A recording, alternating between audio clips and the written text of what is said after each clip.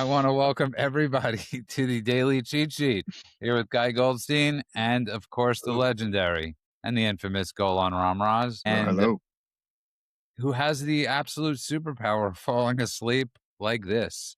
It's something I am very jealous of, for the record. Right away, I just want to start with something that's extremely important, far more important than the Epstein files, far more important than many things. It's the fact that we got numbers out of Minnesota, and it's reported at least, I think, 3,600 kids, undocumented minors, have been found. And that's an amazing story that should be, again, White House messaging of the amazing job ICE did. And Golan, I think the messaging needs to be, we saved 3,600 undocumented, add on to the 130,000.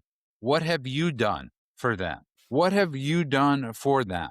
And that should be an everyday message. You're bitching and you're moaning. We have saved 135,000 undocumented minors that Biden abandoned, let in this country with God knows who to do God knows what. So thank you, President Trump, for allowing DHS to save 135,000 children probably at this point. And the numbers are definitely not done. These numbers are going to continue to go up. What's interesting is not just that he's saving children, not just these numbers are already astronomical and only beginning, but what's really interesting is how it's being framed by those who are trying to vilify Trump and vilify ICE. Everything that they're saying is not just the opposite of what reality is, but they are specifically using the children as the cudgel by which to beat, metaphorically speaking, to beat up Trump and to beat up Trump's reputation. So it's not that suddenly they realized, oh my God, we were wrong all along. It's they are, as Massey did just the other day, as we've seen literally every one of the critics of Trump and the critics of Vice do,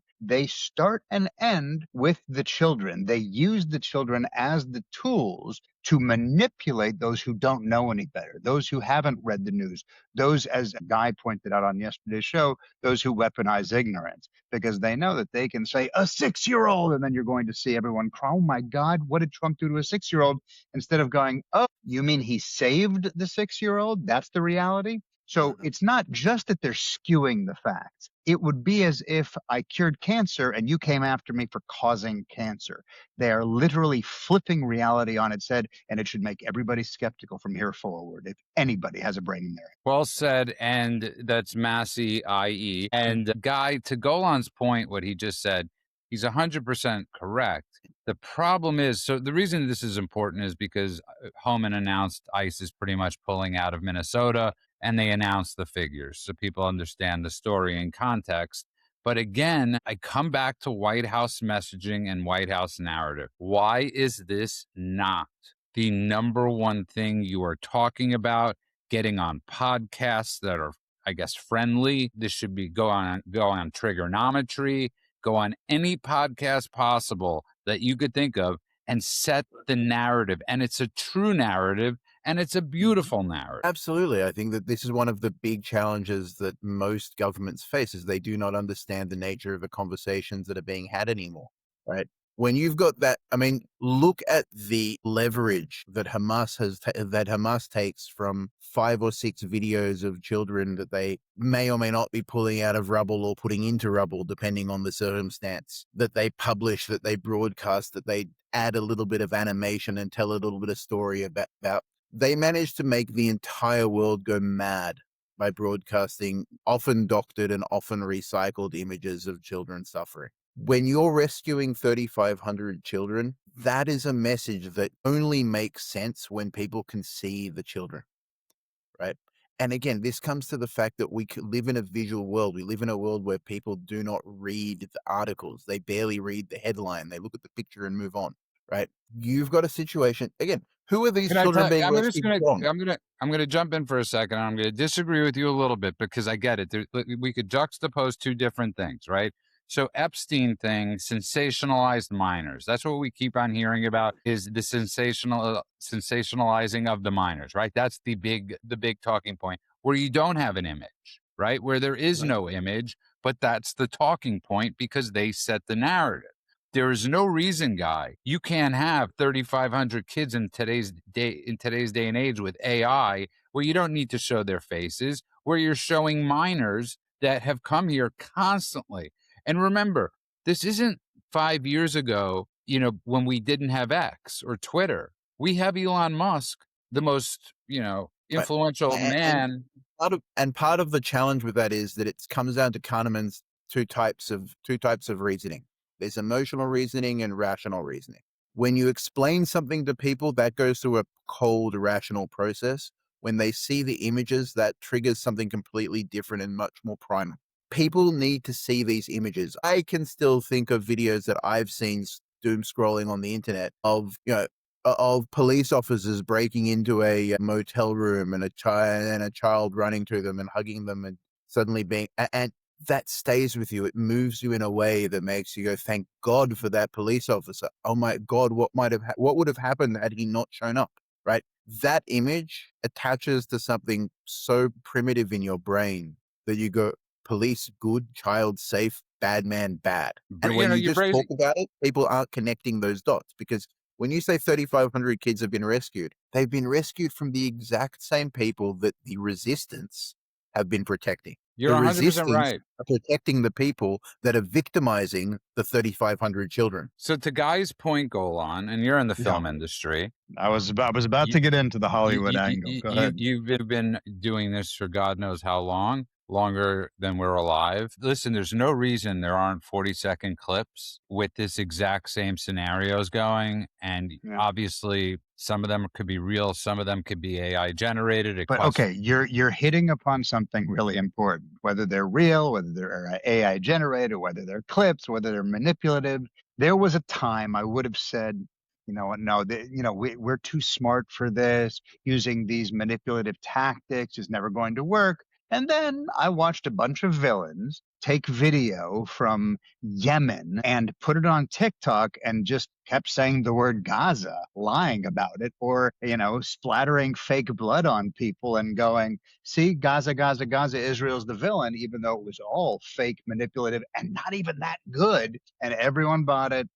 And they all suddenly decided to go march, right? So now I no longer give people the credit I used to. I say, if we really want the Trump administration to stop playing defense, start owning the story, yeah, let's use all of those tactics. Let's use Hollywood optics. Let's use slow motion shots. Let's use somber music. Let's use selective framing. Let's use every technique. Forget the, whether we agree with Hollywood ideology. We're not talking about left, right, and that. I'm talking about the outcomes that come when you use manipulative techniques in order to elicit a certain reaction. It's something that I used to say, hey, don't pull on heartstrings. It's too obvious. Don't have the music swell at this particular moment, because we don't want to dictate to the audience how they should feel. We have to make them feel that way. Now, it's time for us to dictate those I things. got the perfect song from an artist. I can't wait. From an artist, from an artist that would not be offended by it. And that's the Kid Rock song that he did with Sheryl Crow, Picture. And I'm blanking on the melody. Not that if I sang it, it would be in melody since I'm tone deaf. But that would be like the perfect, like back, Sarah McLachlan type thing. It's the perfect song from the perfect artist for the perfect time at this. There's a perfect example, right? If you want me to decide to feel bad for animals, right? You do From the Arms of the Angels, and then you give me before and after narratives. This is a perfect parallel, right? You show me where the kids were, the conditions they were in, and then you show me what's changed since federal intervention, right? You show me enough so that I can go, wow, I'm weeping and now I'm cheering. And then who's the hero? Oh, look, it says ice on his shirt. Well, I guess that's my new Schwarzenegger. I'm going to cheer on. I say let's absolutely turn up the volume on this, manipulate everybody. And here's the beautiful thing. It's not fully manipulation, because unlike what Hamas did in Gaza, as we were talking about a moment ago, here we are simply sequencing the truth correctly. It may be propaganda techniques, but it's not propaganda information. I got the other song before you go, Guy, of another band that would not be opposed to this. Simple Man by Leonard Skinner. I think that Mama told me when I was young, that I think that would be just use it. Use what you have and do it as much as you possibly can. What is wrong with these people? What is wrong? And I think this is something. So one of the things that I sort of study is the research is the propaganda war and the information war against Israel, particularly over the past couple of years. And one of the things that you have to understand is the idea that the truth will set you free is a half truth, ironically. The truth will only set you free if you can tell its story with the same emotional conviction as the lies that are being told. If faced with a truth and a lie that are equally touching, people will dig deeper into both and will find out, and the truth will set you free. If faced with a truth that's presented as cold, numerical, and data-driven, and a lie that is driven by emotion, people will accept the lie and they will never look for the truth. And so it's not about manipulating, it's about giving the truth a fighting chance. Listen, you're 100% right. And I don't think you have to look at Nazi any further than Nazi Germany. I mean, Ben Stein tells this story a lot. I don't know if it's a famous story or if it's a parable, but, about the woman that's like, the daughter's telling her, the Nazis have lost. And she's like, no, no, no, no. And she's showing her the TV, like, no, no, no, no, the war's not, the war's not over. You're right. I understand what you're saying 100%, but you got to start somewhere. You got to try different things that have not worked. And here's the major problem. I'm going to tell everybody the major problem. The swamp sucks. And everybody thinks the swamp is just the deep state. It's not. The swamp is super PACs. The swamp is people like Matt Schlapp and all these other people that are making money hand over fist, making, saying they're making commercials or putting out commercials or whatever the hell they're doing advertising wise, where 90% of the budget goes to them. And I'm being kind with 90%. And allegedly, I'm not accusing Matt Schlapp of anything with men or with using money for commercials. Not at all, Matt Schlapp. He's none of the above. I just want to clarify. I'm going to back you up. He's not making any accusations.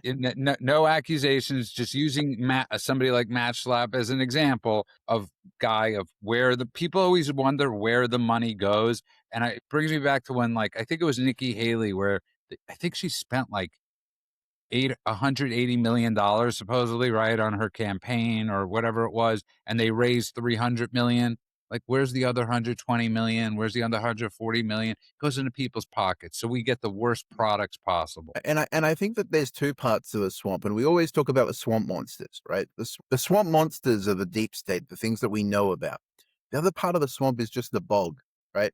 The bureaucracy, people who have comfortable jobs that are safe, that exist regardless of which administration is in power, and they slowly get promoted by tenure or by virtue of having been in a seat long enough. It attracts people who are both mediocre because it doesn't pay well enough. And by the way, this is a problem with the system of incentives. It draws in people who are mediocre and know it, who want to be able to just stay somewhere safe long enough without taking risks, without doing anything, and without really having a lot of special things to offer. One of the things that was special about the Trump administration was he brought in people like Elon Musk to set up organizations like Doge, where he brought a bunch of superstars from his various businesses to shake things up. And what did he do?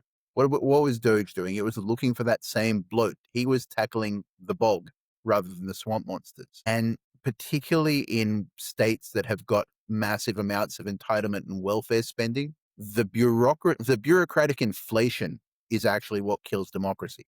Because at some point, it doesn't matter who's running the government. It doesn't matter who's president or who's in the Congress. There's a bunch of people who nobody knows their names, repeating processes that will always be the same and are designed to fail. And, I'm going to add something to that, is that what you're talking about is not merely the way people act or not merely what they do or do not accomplish. The actual incentive structure within DC is, to me, the real disease of what's going on there, because much like Hollywood, since we are talking about kind of the intersection of these two things a little bit, it is a system that rewards appearing to do things over actually doing them.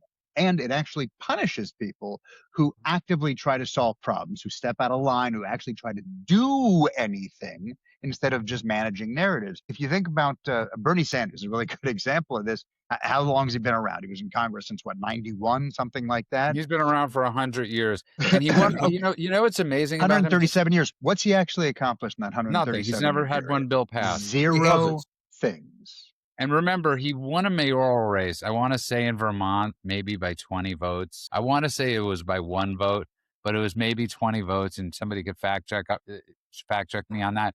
But it's so interesting that President Trump has True Social. I know Devin Nunes looks at it a lot, and I know the president looks at it a lot. You have people that really try to help our show on it. So you have Danny Grand, who's been making these amazing I don't even want to call them meme, but what was it? Is that a meme? What he sent to us today? They're like graphic factoids. I love what he's building, by the way. If you Graphic haven't looked, factoids. highly recommend you check Yeah, them out. they're absolutely amazing. You have Turbo, who clips Rumble, and you have Yeah. David, who clips for YouTube, who does amazing jobs, adds music, does a bunch of amazing things. There are people out there that are doing this stuff. This isn't rocket science, and again, messaging, and it's a complete and abject failure. I want to move on, though, Golan, because Trump put Iran on the clock today. 30 days, and we are counting. I will be counting down this 30 days because there is one thing Iran does not like to do, and that's negotiate. And they do not like to be put on a clock, or nobody puts Iran in a corner. Danny Grand, you could make that into a meme of like Dirty Dancing with Jennifer Grey, and instead it's the Ayatollah. Nobody puts the Ayatollah in the corner. Maybe that's what we should have named the episode. Only Trump puts the Ayatollah in the corner. Let's put that. Let's. I want to go with that name and go on. This is 30 days. I don't see them giving up their nuclear, their ballistic, and their and proxies. I just don't see it. Well, first of all, let's be clear. We're saying 30 days. We're putting a number on it. He said around a month or so. So let's be real about it. It's not quite the same thing when he said 60 days, and on 61 he acted. This is a little more vague, and I don't think that's on by accident. But he's given him an additional month. That was what he said when he was asked about it. An additional month. Let's remember, we've been waiting and waiting throughout this process. So this is generous, what he's giving them now. This is something where he's basically saying, okay, up until now, you've been given a wide berth. You've been given a lot of leeway. As of today, the clock starts ticking. And as we said, what was the word he title, used? It'll be traumatic. What was the word he used? It starts with a T. It'll I be don't. What did he say? no, not tragic. It wasn't tragic. He said something else. But the point is, it'll be a bad day in Tehran, basically. Yeah. And so he's basically letting them know, not only do you have to make a deal by this point, he also made clear the deal has to be a deal I like. And if I don't like the deal, then I'm not going to give you specifics. You better figure out what's going to make me happy, and you better figure out when I want it done by, which now puts enough vagary around it that the pressure can continue to mount internally as they start to guess and figure out how long he meant and what exactly he wants from them. I love it. It's very cowboy. I got to tell you something really funny, though, because if you're just tuning in, you are listening to the Daily Cheat Sheet, and we do go live on Rumble, and we have some really great people in the rants. Dr. Jen C. pointed out that February is a short month, which I found to be one of really funny line. So, but he's like, I'm going to give you until Black History Month is over, like really specific. Yeah. Yeah. Like, right. Yeah. I'm giving you as much as Jewish History Month. That is a day. No, there isn't. I don't even know. Do we even have a day? They tried to make it. I think they did like Jewish Education Week or something. Did you see Gutfeld the other day? Did you guys see Gutfeld the other day when he said, next year's halftime show should be Jewish? This should be the Jewish halftime show. By the way, I didn't see it, but Guy could vouch for this. I've been saying next year Omar Adams does the Super Bowl. This has been I've been saying this for a while. But it was a joke, and he was using all the stereotypes, like have an accountant out there, and just and he's like, listen, there are double the amount of Jews in America than there are Puerto Ricans. It was actually quite funny. But getting back to this thing, Guy, I hope J.D. Vance got the memo that Trump put a red line out today, because I would call this a red line. I would call this a deadline. A great word. See, another title, Trump gives Iran a deadline. Yes, as long as you put a space between dead and line. Now we're talking Dirty Harry stuff. Yeah. The Iranians, ironically, have a doomsday clock in Tehran that they moved closer to midnight after they attacked Israel. I'm not sure they understood the irony of that decision on their part. But look, it's also important to look at what's happening beyond just the words, right?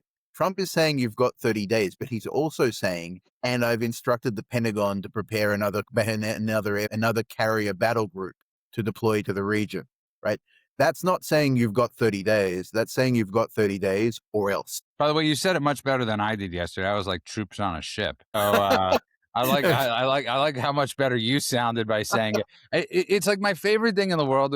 Like when we post on Truth, and Golan helps so much with my posts. I come up with the ideas and everything, and he's better with grammar, but far better with grammar. And almost a compliment. Continue. And but I totally forgot where I was going with that. But yeah. Well, while you're thinking about it, I'll say that I love the idea that he came out and gave what is very clearly, genuinely a red line. And not only a red line, but a deadline. Both of those things happening simultaneously 24 hours after J.D. Vance was like, Trump's got no red lines. Trump got no deadlines.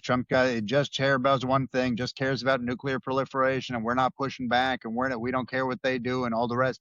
And then Trump came out and basically said, actually, and then said the truth. And I don't think he did it on purpose to make Vance look like a fool, of course, because he has a bigger fish to fry and bigger things to worry about. But he might but he might have, which also is interesting. But the effect is the same. Vance doesn't always need to open his mouth.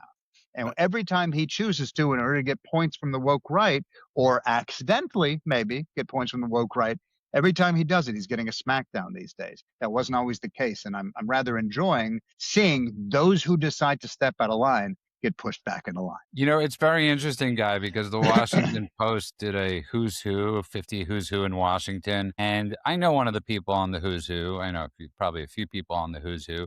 But one of the people that's running Vance, and I got to say, like, there's a killer song that both of us love, me and Golan, or is it Golan and me, or Golan and I? Yeah. This is why I need help with my posts. You're going to make me start listening to the Killers before we finish this show. And it's Run for Cover. It's Run for Cover, and great song. And let me tell you something. It's their most political song probably, but Run for Cover. I know who this person is, and it would I can't. That's all I could share about that. But that's all I will share about that. I'm still waiting on a call 7 years later. But it's weird when you get ghosted by a guy. I've been ghosted by females. Yeah, I've been ghosted by chicks a lot. But anyways, Guy, go on. By the way, for those of you, real quick, for those of you, sorry, wait, Guy, 1 second. It's just because otherwise I'll never be able to say this because it's about the Killer song Run for Cover. We don't have to get into it, but for those of you who haven't heard it, highly recommend and really listen to how the song speaks to power, intimidation, silence, and specifically the cost of pretending you don't see what's happening right in front of your face. It's their memoir of the Mormon church. I'm joking. I kid. No. Wait, let's go ahead and say wink, wink. Correct. It's the cowardice of institutions and bystanders, so it may as well be. So I think there's two major things going on right now that it's worth touching on, and I'm going to do the professional thing and finish off on Iran, and then I'm going to come back to America because I think Guy. Let me just let's get the record straight. We decide when you get serious and when you don't get serious. Okay, so don't say we're gonna let you. Okay, we let you, Guy. Go ahead. So the first thing to realize is that Trump's actions have put the Iranians in a very difficult position because there's currently 7 different ways that the Iranian regime can be pulled down. Right. One of those ways is that they lose enough credibility that the army gives up, or the army decides to turn on them. Rather, they have to keep showing strength, and they've been very aggressive about making demands in this negotiation because Trump's let them. Because they were a child punching at their father, not realizing that not realizing the power dynamics in the room. They thought that they had an advantage. They were making demands. They were saying, we're only going to talk about what we want to talk about. They were saying, we're only going to do it where we want to do it. They were saying, we're only going to do it if you're not threatening us. And so the fact that Trump has added a deadline, said that the deal needs to be acceptable to him, and added a carrier battle group is Does somebody have a dog in the background? There's a dog somewhere outside. Yeah.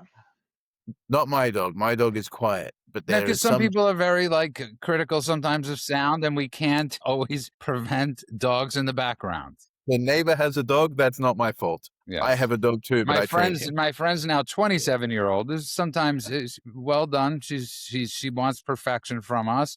She expects perfection from us. So I just want her to know that is a uncontrollable dog breathing in the background. But go on.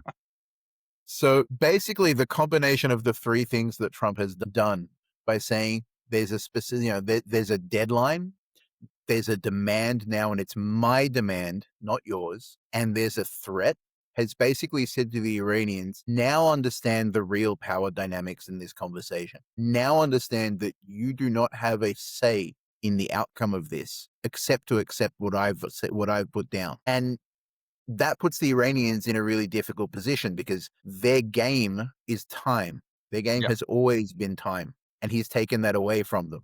Their game is talking tough. They like to tweet big things. The Americans don't understand what they've got coming. Well, that may be true, but the Iranians sure as hell don't understand what they've got coming either if they decide to test America.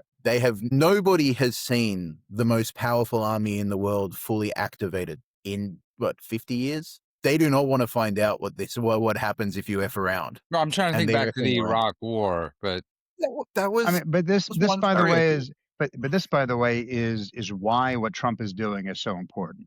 Because as you mentioned, and I think we can show historically the evidence of this, Iran uses these stall and spin tactics on a regular basis in order to basically say, no, we're listening, we're listening, we're listening. And you pointed it out yesterday with North Korea. I thought it was a brilliant point that you made, Guy, where you were talking about them going, no, we're listening, we're listening, we're listening. And now we have a nuclear arsenal. So now we're not listening anymore. But we pretended to be listening the entire time we built that thing up. And everyone else just nodding along while behind their backs everything was happening. This is what Iran developed as a tactic, and they wrote the playbook for. So Trump now doing it, making it clear, I want to deal with it in the next month. After giving them time, he always seems to be giving them time. It always feels like, I remember on the show we've talked about another 60 days, another 30 days, and then you realize he's pulling the opposite tactic in return.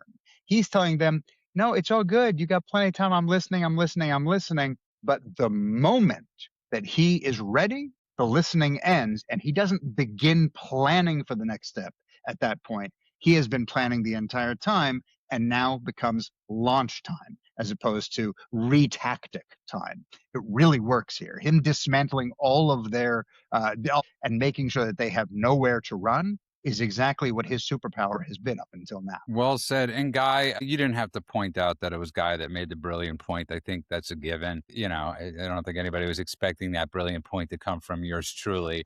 But Guy and Judah were discussing before the show. I'm just going to talk in third person.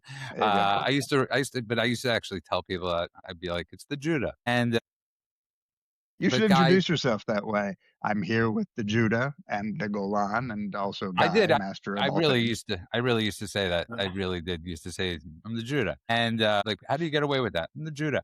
But Guy, we were talking about this before the show. Is with President Trump, it's extremely interesting. Is everything people project on him, personality wise, that's their own projections on themselves, right? He's not vindictive, as we've learned. He really is not vindictive, and he doesn't prosecute and go after people, even though we all want them to be prosecuted and gone after. He minimalizes them. I mean, when you look at the people, they're minimalized forever. Many of the people that have gone after him, but it's them who have prosecuted, them who have villainized, them who have done everything to Trump. He doesn't like war, and he doesn't want to see people punished more than they need to be punished. He's a good soul. And I think it really hurts him when he sees people dying or people being put in prison for crimes they didn't commit. I think one of the most moving things that happened over the entire course of the past couple of years was seeing his reaction to the Israeli hostages when they came to see him in Washington.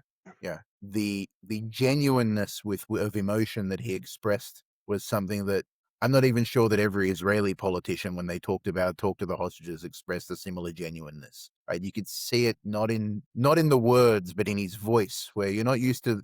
It's uncharacteristic of Trump for his voice to not be steady, and he lost it with that. And I think that's something that will forever be a thing that connects Israelis to Trump. Having said that, no, it's absolutely true. And I think he's the ultimate, I want to say 80s action hero, right? He will kick people's butts and he understands that you have to make sure they stay down. But once they're down, he's not the villain. He doesn't keep kicking them once they're down. He knows that there's a limit, right? He is ruthless when he has to win, but he's merciful once he has won. He Well, humiliates people. can I speak from a Hollywood perspective for just a second, add something to what you're saying? Which, because you're mentioning action heroes, so you're crawling into my I'm thinking domain. of Chuck Norris right now. Well, you don't No, have to I ask since you already said. Just that's I like get that's you. like No, me when I said you want. Can I be honest? no. So yeah, you cannot be honest, Judah. Donald Trump is a combination of the 80s action hero and the 90s action hero. The 90s action Mhm. hero was a little more compassionate.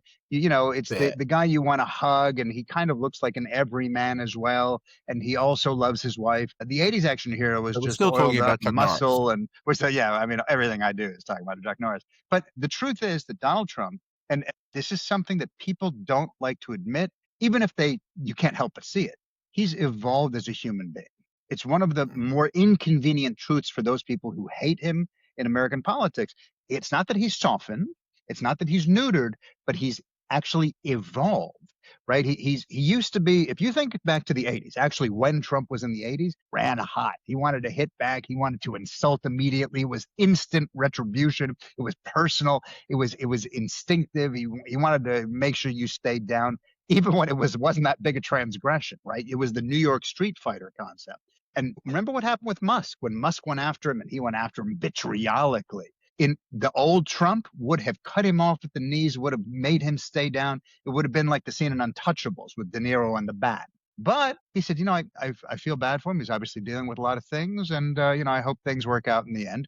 And then he allowed him back into the fold. And we've seen this now happen as a cycle. This also translates into how he's dealing with other groups, into how he's dealing with other people, into how he's dealing even with the enemies of America. Because he's saying there are ways we can reach a solution that isn't that. But know that I still own the back. It's so interesting you say that because the parallels, his mentor was George Steinbrenner. And I brought this up for people that aren't familiar. That's where he got "You're Fired" from. That was George Steinbrenner, who fired Billy Martin famously 5 times and who fired many Yankee general managers and players and everybody, but he would fire them. And he was all he wanted to do was win. And he was blinded sometimes by that winning. He would sign like a 36-year-old player who was past his prime for like 5 amazing prospects, and bought the Yankees for $10 million. But the Yankees had to always look perfect. I mean, even Don Mattingly couldn't have his mustache too long. Right. That he just wanted perfection, and sometimes he did it rightly and sometimes he did it wrongly. And what's interesting is he got banned from baseball for about a year and a half, 2 years, sort of like Trump when he was out of the White House. And when he came back into the Yankees and he saw how well it was being run, he let those people sort of take over the Yankees. And that's what built up the Yankees World Series in the late 90s, early 2000s. Was he let the core 4 was what they called them, and he let Gene Michaels run the team. And if you look now who he's appointed, he's learned so much from his first term by being out those 4 years. And I agree with you 100%, Golan. I think it's a great assessment. That's that a he's really evolved. interesting parallel. I'd never thought of it that way. It's a really smart parallel. Yeah, and it's just thank you, but it's just interesting that it's the two guys that are so similar that the motives were never bad. And when you hear the stories, like if you go to people in Tampa and ask them about George Steinbrenner would give players, Darryl Strawberry, Dwight Gooden, even Mike Tyson, everybody, million chances. He gave Steve Howe, who sadly later died of a heart attack or an overdose, who had been banned from baseball, I think like 8 times, second and third chances, always giving these people like the most caring behind the scenes, Christmases, Hanukkahs, whatever it was, if people needed planes or his helicopter, always doing it. That's Trump behind the scenes. And do they have their off moments? Yeah, when he famously, Yogi Berra didn't come to Yankee Stadium for 15 years because he was one of those that was fired. in the middle of I don't even think it was the middle of the season. I think he fired him 14 games in. And one day they find this woman named Susan Waldman set it up at the Baseball Hall of Fame in Cleveland, and they hugged it out. And it was like, I think it was Yogi Berra's wife that said, "You're not leaving the room until you until you make up." All people could hear outside was screaming, and Susan Waldman's like, "I think there goes my career." And anyways, sorry for those stories, but And he came back to Yankee Well, they're Stadium for wonderful Yogi and he stories. came Berra back to Day. Yankee Stadium like a hero, Yogi Berra. I mean, Absolutely. like the hero he always was. But at the same time, again, there's a parallel between that and the Trump Elon Musk story that you were just telling, right? I think that Absolutely. there is something about their character which maybe it's easier for you to see as a New Yorker, but I think most people read Trump wrong because they don't understand who he is as a person. They don't want to. And they don't want to admit it out loud, even if they did want to. And it's not just that guy. They can't understand that people contain multitudes. And that's something very hard for people in life to understand is you just want to box somebody in. You're more than the sum of, you're however you want to say it, the sum of your parts. And I think culturally speaking, again, the New York matters, right? And Jews know New York culture because it's very much, New York has the largest population of Jews anywhere in the world. It's very much a part of our collective culture, right? Good people in New York still had to be tough because still had to be tough, particularly in the tougher times. And there was a cultural aspect of that that gave way to even the good people needed to know how to be brutal when you needed to be, because otherwise the bad people would eat you alive. And I think that's what you see that's what you see in Trump. Again, he knows how to be vicious when he needs to be. Yeah, and But it's that's not also his people, go-to. Guy, it's also people that really, they were extremely well-to-do, but they weren't the old billionaires or old millionaires. They were in a sense hard hat. I mean, Steinbrenner came from shipping. Trump came from construction from Queens. It was Right. always Blue looked collar down. billionaires. Yeah, always looked down on by intelligentsia and the hard hat billionaires that never forgot what it's like. And I don't think Trump has ever forgotten what it's like to come from Brooklyn, to go to the city, to do everything he had to do to get that.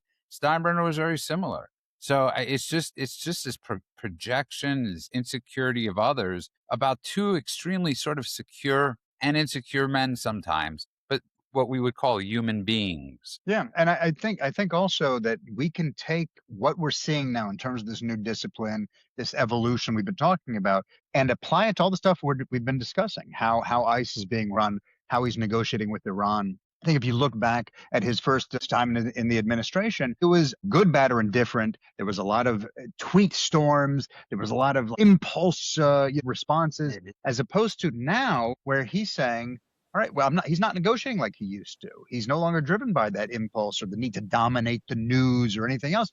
It's restrained. It's paired with proper pressure. And he's also doing a thing that it's very kind of mafioso, very, very calculated and calm, where he's saying, I'm giving you the power to choose. He's saying to Iran, for instance, I'm giving you the power to be the one who says yes or no. Understand that I'm giving you that power, but I'm also letting you know that if you choose incorrectly, there's an off ramp there and there's a wall there. So it's your choice and it's up to you. It's what I used to tell, well, I guess I still tell my kids, 3 and 9. I say to them, I don't punish you. You get rewarded for your behavior. If you behave poorly, you're going to get a poor reward. If you behave well, you're going to get a good reward. And it's up to you to choose which one you get. It's not up to me to punish you. And it empowers them in a way that allows them to want to play on the world stage with the understanding that if they decide not to, they know what's coming. I think that's a really great assessment, Guy, which I want to move on quickly to something we talked about yesterday. So we all listen to other podcasts. We listen to the All In podcast with, how do you pronounce it? Dan Senor? Dan Senor? Senor, yeah. Dan Senor. The Call Me Back podcast. Call Me Back. Right. Call Me Back podcast. Not that I can't stand the All In podcast. We also have listened to the All In podcast, but mostly because we're just sadists and we want to punish ourselves. I cannot take that. I cannot take the All In podcast. Call Me Back podcast. Thank you. Yeah. Call Me Back podcast. We listen to Trigonometry. We listen to quite a few others, and we read often at times the same people, and not because we always agree with them. Sometimes we'll disagree with them. But Trigonometry is one of those fantastic shows with Constantine Christian, who's just absolutely fantastic. And I'm not like, I don't understand. So you have this, right, where people could gain really like knowledge and insight, and they could agree and disagree. It's not these aren't yes men shows or yes women shows, but people are still tuned in to the mental asylum that is the pod sphere. I mean, it is like the mental ward of, I mean, like from Alex Jones to Tucker. And I said this to Golan yesterday after the show. They might be in like a different wing of the mental institution, but nonetheless, they're in the mental institution. Who the hell is listening to these people? No, and that's the thing. I think that this comes down to the fact that the podcast sphere has taken two roles. Early on, there was Joe Rogan was sort of leading this path, leading people down this path of intellectual long form dialogue, because political conversations had all been shut down, and discourse had been turned into 3-minute clips, right? And there was a longing of people to explore ideas. There was the intellectual dark web back in 2016, I think it was. Yeah, There coined was a by bunch Barry of Weiss, if I'm not mistaken. right? A bunch of public intellectuals: Ben Shapiro, Jordan Peterson, Sam Harris, Weinstein specifically, but eventually also Brett. And One of importantly, guys that didn't all agree with one another, too. right. And they would have really long form conversations, and that drew in a certain audience. And then the other part of podcastistan, as Konstantin Kirsten likes to call it, or the asylum, is the people where podcasts replaced the entertainment. And those people were the people that used to watch reality TV. Those people were the people that wanted to watch America's Funniest Home Videos, or whatever it is that people used to watch. But they're looking to see people getting kicked in the balls. And so that part of the podcast sphere went bonkers, and it feeds off the insanity. It feeds off it feeds off the mental patients, right? It's like when people say, like, you know, like, what should we do with these people? Obviously, we know whoever's listening to these podcasts, we know probably belong in should be under some sort of care. And the truth is, by the way, it's not that. It's the problem's not that people listening to the podcast need to be locked up. It's that people that listen to the podcast without it. I didn't say locked up. What I'm saying is the problem is classifying Candace Owens and Ben Shapiro as the same thing is insane. Just because they have a microphone in front of their face and they speak. It's like saying Howard Stern and name is blanking, Larry King. Yeah, were the same. And by the way, Howard Stern is way in a completely different league to Howard Owens, but he's the most shock jock person I can think of in American culture. Was before he sold his soul to the devil. You know what it is, though? You don't even have to pull far back, because what you're talking about is that, let's just use the two examples that we've come up with here, the trigonometry versus, let's say, a Tucker Carlson, okay? The difference is the trigonometry, and you may not like them, you may not like their perspective, but they do this on both sides of the equation. When they disagree, when they agree, they still challenge their guests in real time. They basically say, you have an idea, prove that your idea is worth listening to. Even when they agree with that idea, they challenge, they interrupt, they push back, they ask follow-up questions. They do not mind making their guest uncomfortable when they do it, and they certainly don't let bad premises slide just because it flatters their audience. Whereas someone like Tucker Carlson, on the other hand, isn't doing any of that. He is idea laundering. He has something he wants to get across, and he brings in a guest that is going to confirm, just by his confirmation, confirm whatever idea he already had in mind. So he's going to find a guest he knows already agrees. He's going to nod along. He's going to let them say the most extreme version of those things, so that way it didn't come out of his mouth. And then he's going to pass that information through himself, the friendly host, so that it comes out sanitized and credible. And it's like money laundering, except with ideas. And that's the difference between those two. You don't even have to pull far back. It exists today in the most extreme version that it possibly can. Speaking of Tucker Carlson, I think one of the things that Judah, you pointed out earlier on when we were talking offline was, and earlier in this episode, some of what's now happening where you're seeing the Trump administration put their foot down. Mike Huckabee inviting Tucker Carlson to Israel. Mike Huckabee is no pushover when it comes to a debate. He knows his stuff, and he's confronting to Israel. It's taking the approach that Golan's been talking about. I said he invited him on the podcast. I don't know if he invited him to Israel.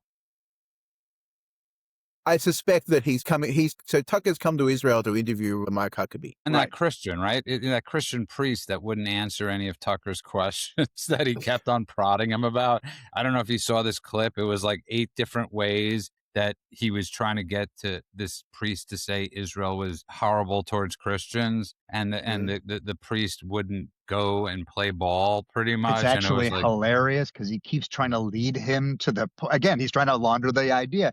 He's like, yeah. I need you to say it so I can go, oh, I'm shocked. Did everyone hear that? What a shame. And the guy wouldn't say what he wanted to say. So he No. kept rephrasing the question. It was sadly hilarious. And But I Huckabee th- actually challenged him to have him on his show, I think is right, pretty much. but I think that's again, that's a statement. Mhm. That's saying we're no longer going to allow this rogue element. Huckabee is probably the most qualified person in the Trump administration to challenge Tucker Carlson, because Tucker Carlson's obsession is with Israel and Christian Yeah. Zionists. And Huckabee is the ambassador to Israel and has been a very proud, very loud Christian Zionist for, I mean, I can think of it being 30 years because I wasn't aware politically before 30 years ago, but I imagine it's 50, 60, or even 70, however old He's it is. everything good about Christianity. I wrote an article, guy, 12 years ago, I think, for the American Spectator, whenever Trump was picking his first cabinet, I Heart Huckabee, where that was the name of the title, I think, actually, where I thought he should be the ambassador to Israel. And David Friedman was a good ambassador. I'm happy Trump got a second go around, and I'm blessed. I feel so blessed that Huckabee, and Ben Stein did his show one time, and I said, can you just tell him you're about like, I just want to have Passover Seder at his house or something. I You know would what? love to be interviewed. I actually had the privilege of meeting with Bassett Huckabee in Israel. He's such a nice guy. He is genuinely just a delightful person. Yeah, and that's really when Tucker also crossed another line, was when he went after Mark Levin's stepson, and Right. and it was just disgusting. And to parallel that, JD Vance didn't call him out on that, but he did call out Sloan, whatever her name is, when he went after, when she questioned Buckley Carlson. And again, I'm just bringing it back to, I think that having Huckabee as a representative of the administration challenge Tucker is part of the administration stepping it up and saying, this time when we're going to go to war with Iran, we're not going to be tolerating the noise from the peanut gallery. This time we're going to put Tucker in his place before the fireworks. Yeah, well said. And the last thing I want to get to, because I want Golan to be able to go to sleep, or go back to sleep soon, is Golan. It's sort of fascinating. Like we're living in like different worlds right now. We have the economy's booming back, borders closed. Again, saving Interest free. 135,000. Getting 100,000 unaccompanied minors. So many more still out there that are being trafficked, probably for the worst and most disgusting things. Mhm. And that's not a priority. The Epstein thing is the priority. And yes, it was handled horrifically by Pam Bondi. I still think she should have been fired for the way she handled it, handing out the binders to the so-called influencers. I think the way they handled it was atrocious, but at the same time, I don't even sound a double standard, but this just hypocrisy. Yeah, we care about the kids or the girls that were, whatever, by Epstein, but at the same time, we have 200,000 unaccompanied minors at least that were brought in here, and nobody's inquisitive, Golan, about what's going on with them. I'm sorry, you know my take on Epstein. I don't think people actually, and I'm sorry for those of you who believe that you do, hear what I'm saying before you react. I don't think people actually care about the victims of Epstein's I crimes. agree. I don't think that they are looking for. The dude does. The dude does. In No, his no, wait. defense, And again, I'm going to finish before people get upset, because people like him and other people that I really, really respect, they actually do care. But that's not what we're talking about here. The majority of people, either have been pushed in their mind through propaganda to believe something that they don't actually believe, to care about something that they don't actually care about. There's a narrative that's being set, and that narrative is just like we were talking about a moment ago when it came to Gaza and all the fake propaganda and everyone suddenly being converted. Okay. A friend of my wife's who is a staunch Republican and has been pretty sensible for the majority of the time that I've known her. Yesterday, it doesn't matter who it is, but yesterday posted something about how I can't believe all these things are, all anyone wants to talk about is ICE, and nobody wants to talk about the Epstein files, which is the real important thing happening in America. It's posted, so I'm paraphrasing, but that's essentially what they posted. And we were shocked. We were shocked. And then we got shocked again when we saw the comments underneath it. And one of the comments was, it's because Epstein was a Mossad agent and this is covering up for Israel. And she liked it and commented in the affirmative. We thought, how did this happen? How did she get to that point? It's because when you are bombarded with lies and propaganda from all sides, and we're talking about who captures the sides. The media captures the sides. These pod bros that are getting Just so I don't amplified. forget, just so I don't forget, MTG was saying something, I think it was about A Israel, perfect example. and she was being interviewed by Steve Bannon, who was grooming Epstein's reputation. So it's like the duplicity of these assholes. Who is the one that Nick Fuentes wants to run for president? It's all Yeah. circular circle jerks on a regular basis. But What? because they all are just interviewing each other and confirming each other, like we were talking about with Tucker Carlson, just laundering these bad ideas, but just to each other. But they do it in such a loud, amplified way because of the structure of this hypocrisy and the structure of this corruption. People think, I'm hearing this from all sides, it must be true. And their brains don't even know to fight against it. Sorry, But guys, what were you going to say? But it's also not just that. It's also, so part of this is there's an expression that, every lie incurs a debt to the reality and eventually the truth comes to collect, right? The reality is, I like that. I don't know if I buy it, but continue. the truth does come to collect because at some point the lies that you've been telling yourself collapse the systems that you build, because if you build a system based on lies, it doesn't work, right? Here's how it works. The media for decades has been lying to the public increasingly obviously. It reached a critical mass with COVID. Not because I'm taking any side in the debates. I don't care about the debates. It's years ago. It's over. It needs to, we need courts to figure out who did the wrong things there. But the fact that the media was so engaged in deceiving people meant that the people, and it was so obvious to people. People knew they were being lied to because the story changed every day. Then all of these so-called prophets of truth that appeared on the fringes of society, these people that would have once been relegated to the dustpans of history, have become these people. They tell one truth, and that one truth was often you're being lied to. And then people say, well, he's telling the truth. He told me that I was being lied to, and I knew I was being lied to, and it's been proven that we're being lied to. So he knows the truth. He must be the And truth teller. that was the moment that trust in media matters, not because we need to trust the media. Trust in media matters because it's a measure of how effectively the media are able to convey the truth to the people. Because when the people aren't getting the truth from somewhere that's trustworthy, they'll get it from crazy people and they'll believe that the crazy people know the truth. Yeah, well said. I want to close it up in a second, but because he had Ron Paul on, every every Zionist favorite person, and so I guess BB's visited the White House 7 times. We found out on the Tucker Carlson show, not the 4 times Ron Paul thought, and he was shocked by the number, of course. Ron Paul, but getting back to it, go on. Just want to.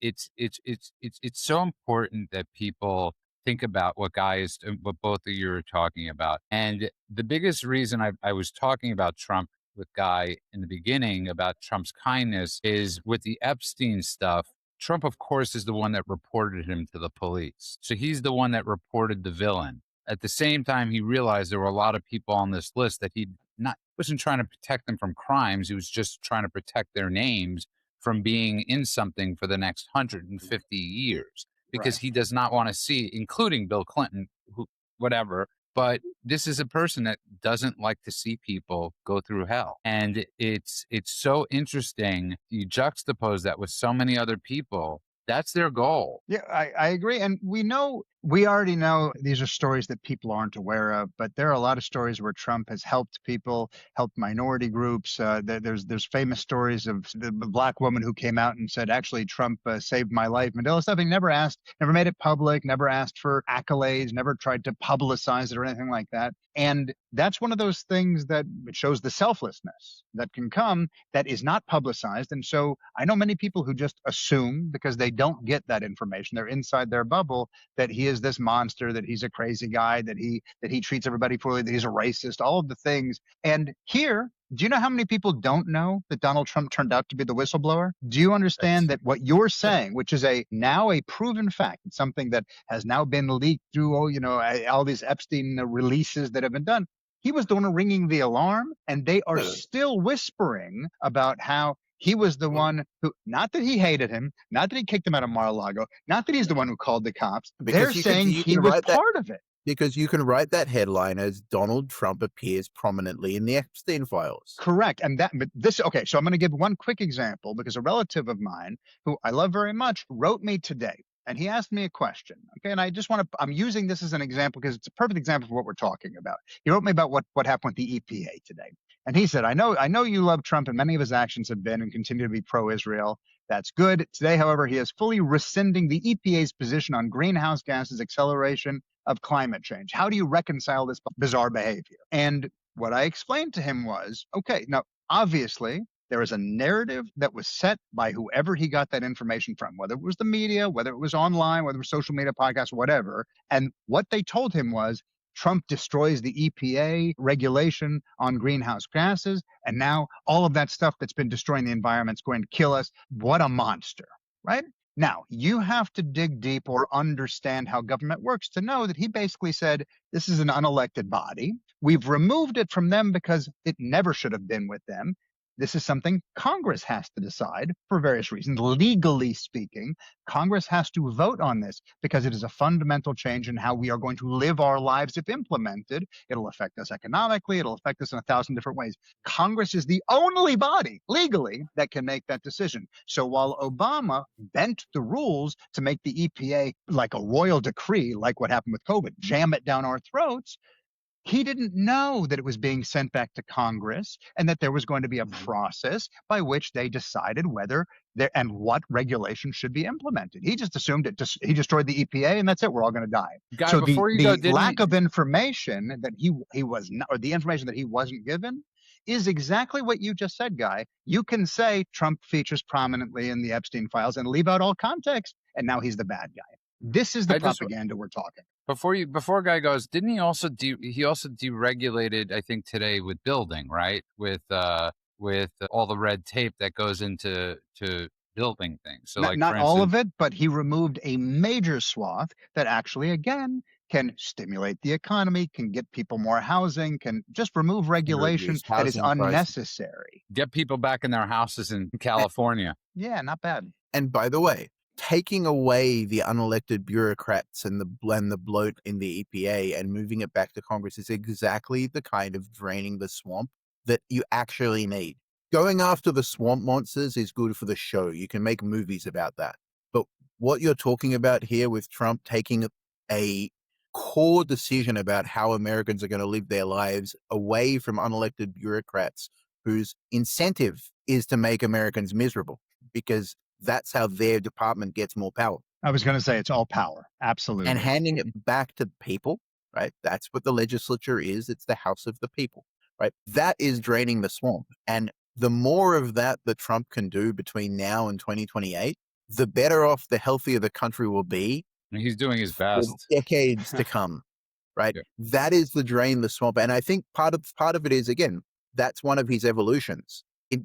When he was 45, he thought draining the swamp was fighting the swamp monsters. In 47 has come to actually deal with the bog. Well, he also has the people in place to do it. Right. He also has one of the best administrations of a lifetime, for the most part, that he trusts to do these jobs. He actually trusts Right. Scott Bessent. He trusts, I know, Lutnick, who is in the Epstein files. He trusts the people that he's appointed very differently than the people that were almost thrust on him in the first term because he didn't know who to hire.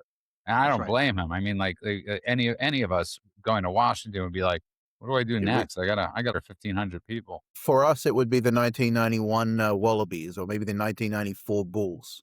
And Sean Duffy, yes, Turbo, thank you. Duffy's, I brought him up the other day. Duffy's doing a tremendous job. The list is so long of department heads. And sorry that I Judah, missed your joke there. I just have to point because you missed. He was going to compare, and then he started talking about the Wallabies because he's talking about sports teams that we will have no idea what he's That's talking right. about. I also know sports analogies. I just don't know your sports analogies. He's like, the it thing, reminds guy. me. It reminds me of the time I had mono in Israel for 2 weeks and had to watch cricket and had to watch the same guy at the plate for 2 weeks and had no idea what was going on. Cricket is a remarkable sport. Yeah, you it's can play for remarkable. 5 the days, ball never could have go to break a sweat, and you don't necessarily have a winner. the ball could go. You could literally be up to bat for 2 weeks. The ball could be hit behind you. It's not an out. It could be hit in front of you. It's not a out.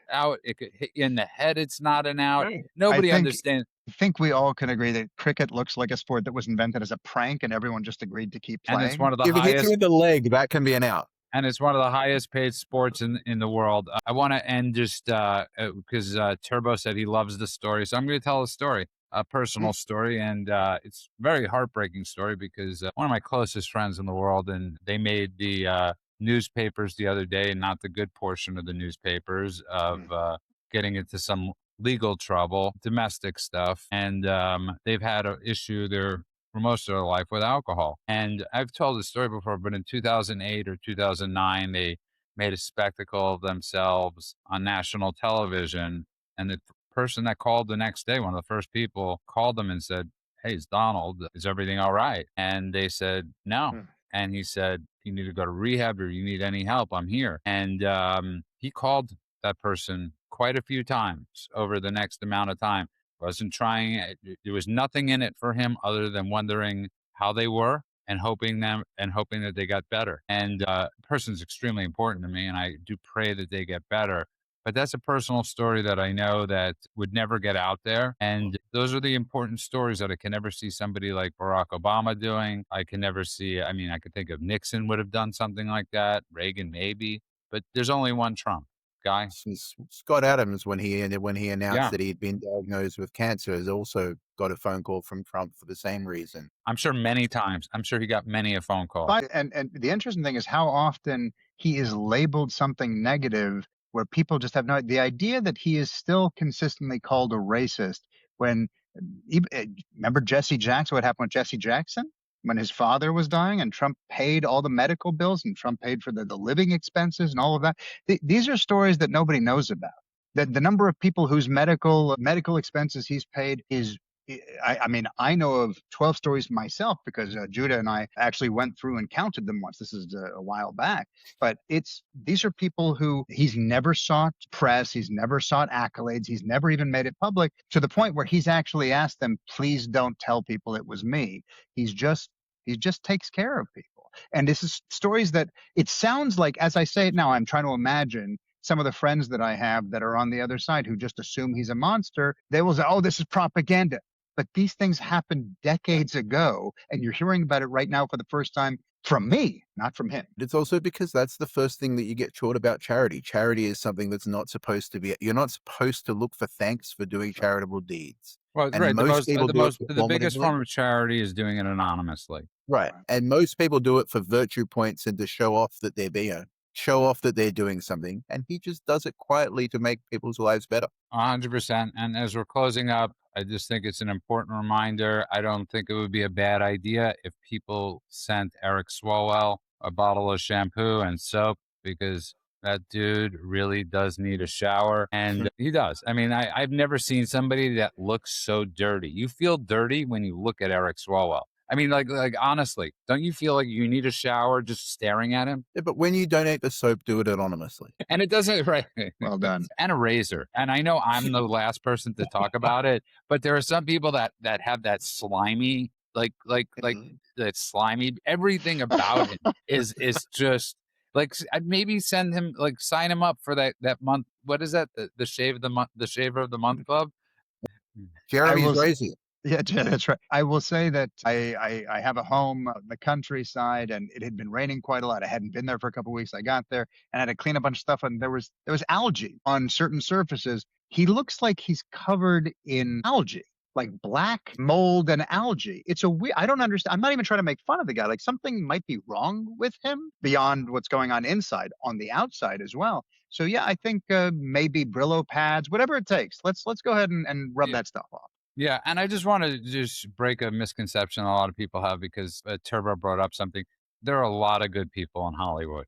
There are a lot of really good people in Hollywood. Can you give me their numbers? You know what I'm talking about. And okay, there aren't a lot of good people in Hollywood. Okay, sorry. There are a few good people in Hollywood. We just happen to know them, so that's what I'm basing it on. The list keeps getting. There are a lot of good people. There are a handful. There are a few. They There's two exist. good people in Hollywood. There's like 6. I know them all, and I was with them the other night. There's 6, and I can't name them, of course, but there's a couple good people in Hollywood. And on that note, I want to thank you both. Thank everybody in the rants for contributing and helping contribute. It's nice to have an audience, and it's nice to have people that are so helpful with the show. Did I leave anything out, guys? Nothing major. I mean, Right. here I'll do what I always do. I have a list. Let me see. I don't care about that. I don't care about that. The Swiss are going to limit their population to 10 million. Who cares? No, that's something about Epstein, the EPA we talked about. I'm done. We're good. Okay, perfect. And I want to thank you, fine gentlemen, again, and thank everybody. Don't forget to give us those 5 stars, those 5-star reviews. You could find us. And also, if you're listening to us on Rumble, give us a thumbs up. It's very helpful. And you can find us everywhere. You can find us at thedailycheatsheet.com. That is thedailycheatsheet.com. I want to wish everybody good morning, afternoon, and night world, wherever you are. God bless you all.